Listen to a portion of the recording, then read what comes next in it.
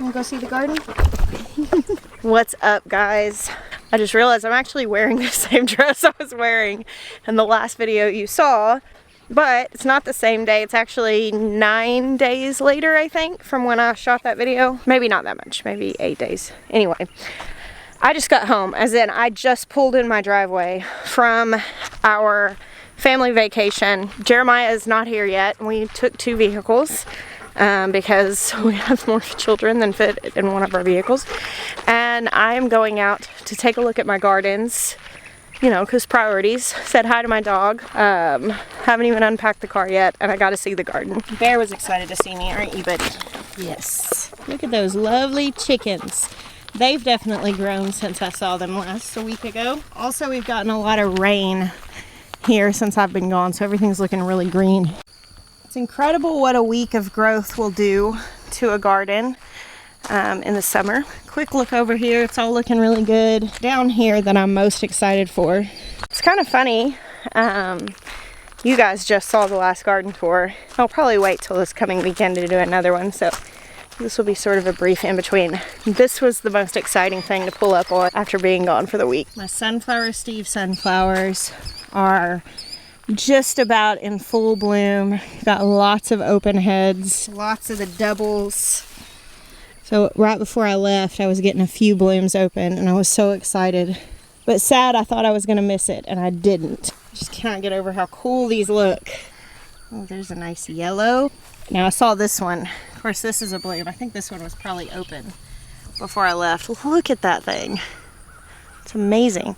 Wow, it's looking wild out here. Quite a few blushing tomatoes. Of course, with all that rain means kind of a little bit of yuckiness on the tomatoes. There's a little spider web here, so I'm gonna not pull on this one too hard as to not disturb it. But look at that thing, that's got some blush on it. Oh, these zinnias have opened since I was gone. These are the queen pink-hearted queen lime. So beautiful. The really big tomato. Oh, look at that. It's got a couple of dark spots on it, but I think it's probably fine.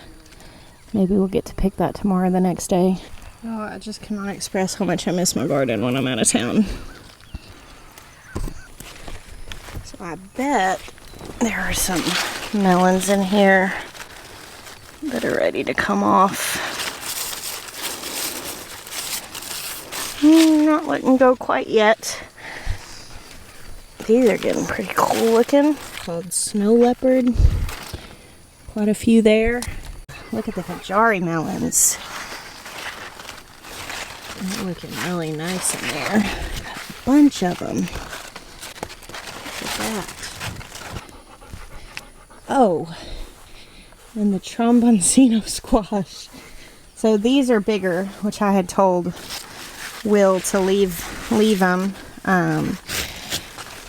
because I'm gonna just let them harden and then cure them, see how long they last to use as winter squash, just because we had such a plethora of summer squash. But some of the younger ones I may go ahead and pick and use like summer squash. Really, they're just so cool looking. I think everything's pretty well the same over here, but in here there's going to be some difference. I asked you guys for suggestions on what to call this tunnel, and I think my favorite suggestion was to call it Lazarus, because we're going to bring it back from the dead. That's lovely.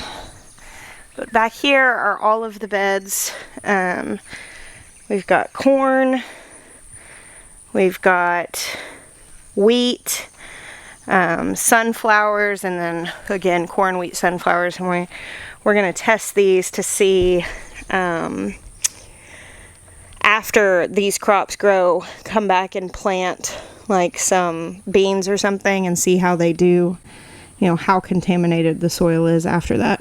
And the peppers, though some are still really stunted, quite a few of them are producing. Of course, they're getting sprayed with like compost tea and whatnot, so still a little bit of harvest on those. Some of them, that's probably not going to do anything right there. So we were a little late getting some of these gardens planted just because we didn't have the spaces ready. And then of course we had the setback of the contaminated soil in here. But I'm kind of curious to see what happens because we're going into you know, we're in July now, the middle of July, and going into the end of July and through August. It's very hot here. And this is typically when I expect my garden to kind of peter out a little bit, and then of course it ramps back up in the fall, but it sure does look lovely now. I've always felt like the weekend of like the 4th of July was kind of the peak of the garden. And that's not the case this year because things were kind of behind. But normally I'm not harvesting cucumbers this time of year. So I plant them much sooner and harvest them before it gets really hot. But the cucumbers we're harvesting are still good. In fact, I didn't unpack the car, but I got home and I went inside and I saw a cucumber on the counter. So I sliced it up and ate it with salt. I wouldn't be surprised if this summer squash kind of peters out soon, which we'll replant that one for another planting. Raph is in the garden. He's chasing something. He's not supposed to be out here, but here we are. I can tell my tomatoes are really struggling with the heat and the rain, but it's okay. I'm still gonna get to harvest some, and that's exciting to me. And hopefully we can kind of get a second wave planted. Oh, there's another big tomato on here almost ready. Look at that. It's very nice. Y'all, this is the okra row, and I shared with y'all that I was really excited to grow this one variety of okra that Baker Creek introduced this year from Comfort Farms.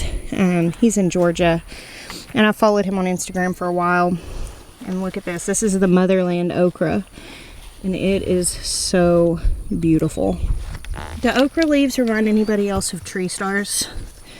Is that just the 80s kid in me that sees that?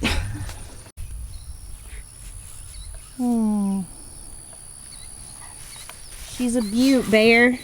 We had a lovely vacation. Really enjoyed getting to take our kids out. It's actually the first family vacation we've ever gone on, like official. You know, we've gone on trips as a family to work things like conferences, and for a long time it was just, you know, we might go visit some family that lived relatively close and stay for a few days. But to actually go on a dedicated vacation, this was the first time ever. And it was really hard because we are busy, we're homebodies. There's always something to do. But now we had, you know, our incredible employees. We had our friend Wes, he came and milked the cows. And we actually had the capacity to go and know that our farm would be well cared for. And you know, Malia is going into her senior year. And it was kind of that realization of like, if you don't ever prioritize a thing, you'll never actually do it. So we did, and we had a really good time. But I have gotten so homesick this last day or so. When I pulled in the driveway, I walked in the house and I just texted Maya because he's, you know, he's coming behind me. And it was just all caps. I love home. And I do. I love home. I'm so glad to be back home. Wow, look at this. That's beautiful. Put these together. Well, I've got quite a lot to do getting everything unpacked. I've got mounds of laundry to wash and, you know, all of that fun stuff. But I just wanted to shoot this quick little video and give you guys a look at how much the garden changes in a week. And just capture that little moment of gratitude because I do so love home. Thank you guys for hanging out with me today. I bless you. Until next time.